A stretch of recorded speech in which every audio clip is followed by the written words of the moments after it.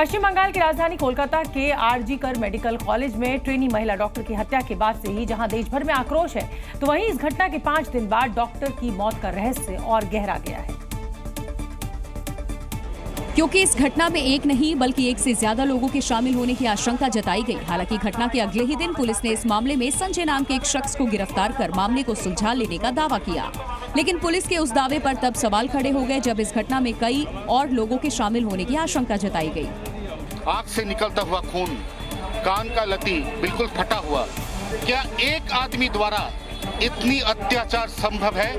ये सबसे अहम सवाल कोलकाता आरजी कर अस्पताल के अंदर इमरजेंसी बिल्डिंग के 5वीं मंजिल में जो सेमिनार हॉल है उसमें जो हादसा हुआ है उसमें सबसे अहम सवाल ये आ रहा है। एक दिन पहले ही टीएमसी नेता कृणाल घोष ने एक ऑडियो क्लिप जारी किया था जिसमें 2 लोगों के बीच बातचीत का दावा किया गया था। इस ऑडियो क्लिप से भी साफ जाहिर हुआ था कि इस मामले में किसी रसूखदार को बचाया जा रहा है, लेकिन सबसे बड़ा सवाल यही है कि आखिर वो रसूखदार कौन है। वहीं इस घटना के विरोध में हड़ताल पर गए रेजिडेंट डॉक्टरों ने भी बार बार इस मामले की जांच सीबीआई से कराने की मांग की। इससे भी साफ जाहिर हुआ कि इन डॉक्टरों को बंगाल पुलिस की जांच पर भरोसा नहीं है। पोस्टमार्टम रिपोर्ट से भी ट्रेनी डॉक्टर की आवाज दबाने की पुष्टि का दावा किया गया। ऐसे में ये सवाल खड़ा होता है कि क्या किसी ने पीड़िता का हाथ और मुंह पकड़ा हुआ था? बलात्कार और हत्या के दौरान वहां कौन कौन लोग मौजूद थे? घटना के 3 दिन बाद ये रहस्य और गहरा गया। और इस बीच आरजी कर मेडिकल कॉलेज में ट्रेनी डॉक्टर की हत्या का मामला तूल पकड़ता गया। जहां इस मामले को लेकर देश भर में उबाल देखा गया, तो वहीं कोलकाता पुलिस भी अब एक्शन मोड में नजर आ रही है। और इस मामले में किसी दूसरे व्यक्ति की भूमिका है या नहीं, इसका पता लगाने में जुट गई। इस कड़ी में कोलकाता पुलिस ने लाल बाजार में आरजी कर अस्पताल के 4 रेजिडेंट डॉक्टर को तलब किया और उनसे करीब 3 घंटे तक पूछताछ की। डिनर करते हुए 4 रेजिडेंट डॉक्टर काफी वक्त तक उसके साथ ही था। उसके बाद वो लोग अपने अपने हॉस्टल में चले गए और वो पीड़ित अकेली वो सेमिनार हॉल पे रह गई और उसके बाद उसके साथ ये अत्याचार हुआ। उसके बाद उसका कत्ल किया गया। वो 4 जो रेजिडेंट डॉक्टर उस दिन उसके साथ काफी ज्यादा वक्त तक था, उसको कल के बाद आज फिर कोलकाता पुलिस के हेडक्वार्टर लाल बाजार में बुलाया गया है। वहीं राष्ट्रीय महिला आयोग की टीम भी कोलकाता के आरजी कर अस्पताल पहुंची और मामले की छानबीन की। इस दौरान महिला आयोग की टीम ने अस्पताल में सुरक्षा पर सवाल उठाए, साथ ही अस्पताल प्रशासन और पुलिस से रिपोर्ट तलब की। सिक्योरिटी लैब से तो वो है वो मैंने देखा है। सीसीटीवी कैमरा कुछ नहीं है वहाँ पर, एक ही है जो आप सबके सामने भी आ चुका है। इस दौरान महिला आयोग की टीम ने हड़ताल कर रहे डॉक्टरों से भी मुलाकात की और उन्होंने इस मामले में कार्रवाई का भरोसा दिया।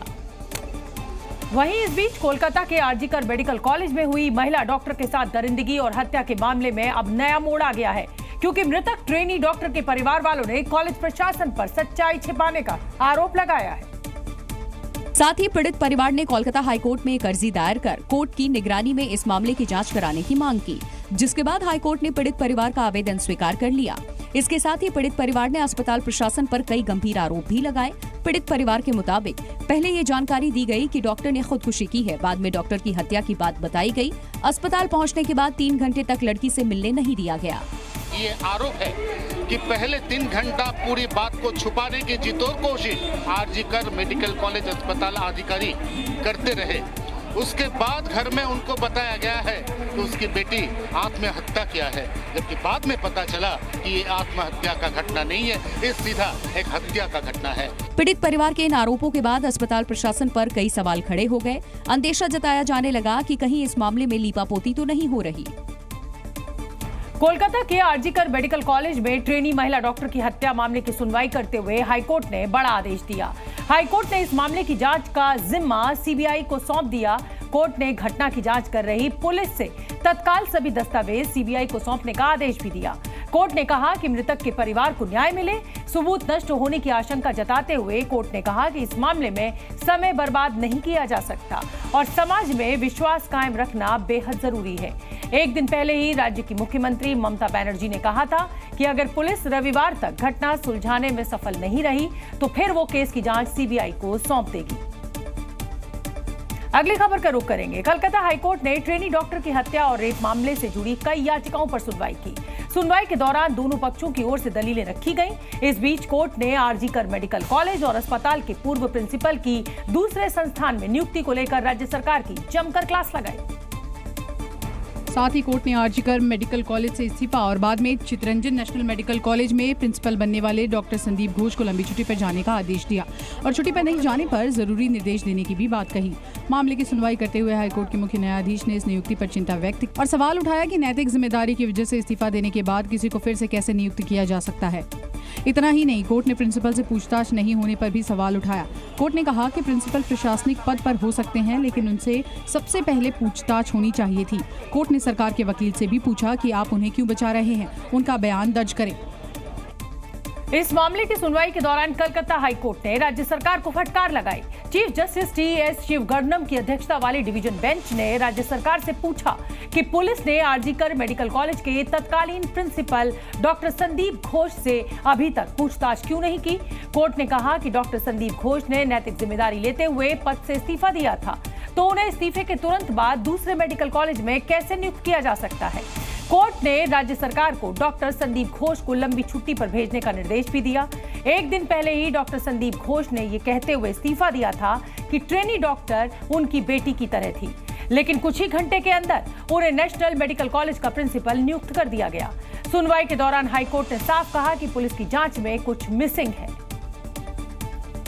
एक तरफ जहां प्रदेश की ममता सरकार ने मामले को लेकर सख्त रुख अपनाने की बात कही, वहीं दूसरी ओर डॉक्टर संदीप घोष के इस्तीफा देने के बहस कुछ घंटे के बाद ही उन्हें दूसरे मेडिकल कॉलेज का प्रिंसिपल नियुक्त कर दिया गया, जिस पर सवाल खड़े हो गए क्योंकि डॉक्टर संदीप घोष ने एक दिन पहले ही ये कहते हुए आरजीकर मेडिकल कॉलेज के प्रिंसिपल के पद से इस्तीफा दे दिया था कि मृतक महिला डॉक्टर उनकी बेटी के समान थी। मेरा बदनामी हो रहा है सोशल मीडिया में, मेरा मुख में कुछ भी बोली जा रहा है, इसके कारण से। और एक ये जो लड़की का डेथ हुआ डॉक्टर, ये लड़की मेरा लड़की जैसा है। एक पेरेंट्स होने का नाते मैं रेजिग्नेशन देना सोचता हूँ। लेकिन हैरानी तो तब हुई जब इस्तीफा देने के महज कुछ ही घंटे बाद उन्हें चित्तरंजन नेशनल मेडिकल कॉलेज का प्रिंसिपल बना दिया गया। ऐसे में सवाल उठना लाजमी है कि आखिर ऐसी कौन सी मजबूरी थी कि उन्हें इतनी जल्दी ये नियुक्ति दे दी गई। आखिर सरकार डॉक्टर संदीप घोष पर इतना मेहरबान क्यों है? क्या डॉक्टर संदीप घोष का इस्तीफा देना एक धोखा था? क्या संदीप घोष इस्तीफा देकर सहानुभूति बटोरना चाहते थे? ऐसे कई सवाल हैं जो संदीप घोष को लेकर खड़े हो गए। वैसे डॉक्टर संदीप घोष का विवादों से पुराना नाता रहा है। इससे पहले उन्हें आरजीकर मेडिकल कॉलेज से 2 बार हटाया गया था, लेकिन बाद में उन्हें वापस वहीं तैनात कर दिया गया था। कोलकाता के आरजीकर मेडिकल कॉलेज में ट्रेनी महिला डॉक्टर की हत्या का रहस्य गहराता जा रहा है। लेडी डॉक्टर की मर्डर मिस्ट्री में लगातार सवाल खड़े किए जा रहे हैं, जैसे कि ट्रेनी महिला डॉक्टर की हत्या क्यों की गई? कोलकाता पुलिस अभी तक सही वजह नहीं ढूंढ पाई है। घटना के करीब 5 दिन बाद भी पुलिस पुख्ता जानकारी क्यों नहीं दे पाई? इस मामले में अस्पताल प्रशासन भी सवालों के घेरे में है, क्योंकि वहां सिर्फ एक ही सीसीटीवी कैमरा मिला। तो वहीं मृतक डॉक्टर के परिवार वालों को पहले आत्महत्या करने की बात क्यों बताई गई, जबकि बाद में जांच के दौरान हत्या का मामला सामने आया। और जब मृतक के परिजन अस्पताल पहुंचे तो उन्हें 3 घंटे तक इंतजार क्यों करवाया गया? इस मामले में 1 से ज्यादा आरोपियों के शामिल होने की आशंका जताई गई, जबकि पुलिस एक ही आरोपी को गिरफ्तार कर पाई। छात्रों के विरोध के बीच पश्चिम बंगाल के मंत्री जावेद अहमद खान और टीएमसी विधायक स्वर्ण कमल साहा कोलकाता के नेशनल मेडिकल कॉलेज पहुंचे, जहां दोनों का छात्रों का विरोध का सामना करना पड़ा। और दोनों के पहुंचते ही प्रदर्शन कर रहे छात्रों ने उन्हें घेर लिया। प्रदर्शनकारियों ने उनके सामने ही नारेबाजी शुरू कर दी। हालांकि इस दौरान मंत्री जावेद अहमद खान ने छात्रों को समझाने की कोशिश की, लेकिन छात्र नहीं माने और उनका प्रदर्शन लगातार जारी रहा। जहां इस मामले को लेकर देश भर में रेजिडेंट डॉक्टरों का प्रदर्शन लगातार जारी है, वहीं इस पर कोलकाता से लेकर दिल्ली तक सियासत भी गर्मा गई है। बीजेपी ने इस मामले को लेकर एक बार फिर ममता सरकार को घेरा। वहां प्रिंसिपल को हटाया गया और 24 घंटे के अंदर दूसरे कॉलेज में नियुक्त कर दिया गया।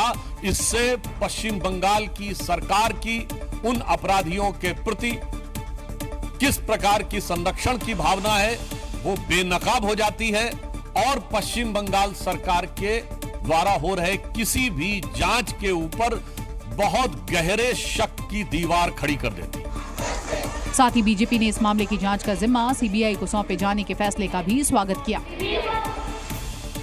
कोलकाता के आरजीकर मेडिकल कॉलेज में ट्रेनी डॉक्टर की हत्या के मामले ने जहां पूरे देश को झकझोर कर रख दिया, तो वहीं इस मामले में हर रोज नए नए दावे किए जा रहे हैं। इस मामले में गिरफ्तार आरोपी संजय राय के पड़ोसियों ने कई अहम जानकारियां दी हैं।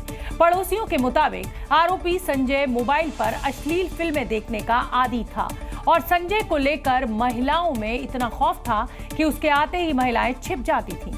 यहां तक कि पड़ोस में रहने वाली महिलाओं को घरों से बाहर निकलने से मना कर दिया जाता था, क्योंकि वो महिलाओं पर बुरी नजर रखता था और भद्दे भद्दे कमेंट्स किया करता था। इतना ही नहीं, यह भी बताया गया कि आरोपी संजय ने कई लोगों से पैसे उधार लिए लेकिन कभी नहीं लौटाए, जबकि आरोपी की बहन ने पिछले 6 महीनों में उससे संपर्क न होने की बात कही है।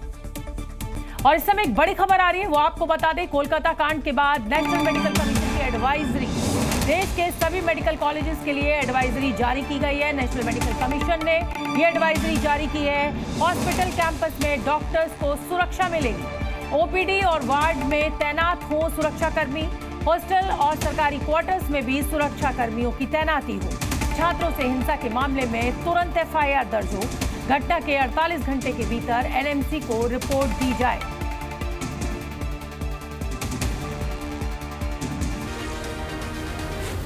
Z News।